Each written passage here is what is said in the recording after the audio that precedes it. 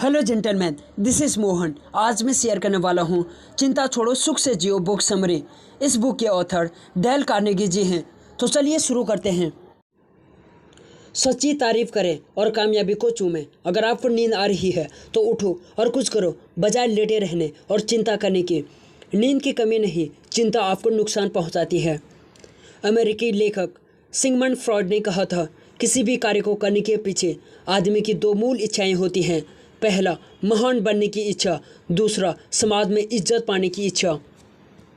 इसी बात को कुछ अलग ढंग से अमेरिका के महान दार्शनिक जॉन डुई ने इस तरह कहा था, महान प्रकृति में महानतम आकांक्षा महान बनने की आकांक्षा होती है।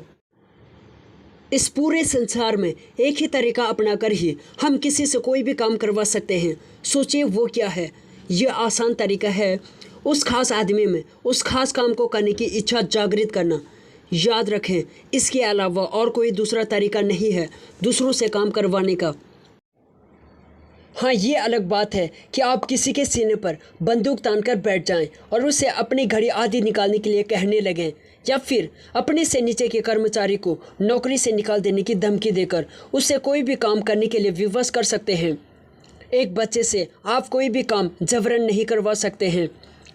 हाँ, अगर आप उसे बुरी तरह पीट डालें या फिर किसी अन्य तरह से बया दोहन करें तो वो कोई काम जरूर कर सकता है, लेकिन इन हिंसक तरीकों से परिणाम दुखद ही होते हैं।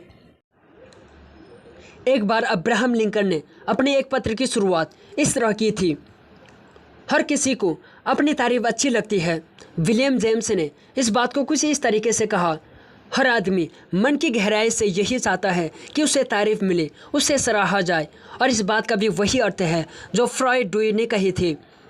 अन्य सारी दबी इच्छाएं तो शांत हो जाती हैं।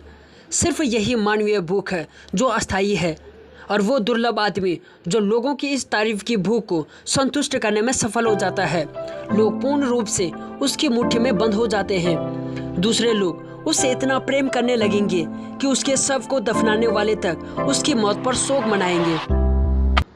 सोचिए, यदि आपके मन में पैसों की इच्छा अधिक होती और आप लोगों की भलाई की इच्छा नहीं रखते तो आप ऐसा कभी भी नहीं करते।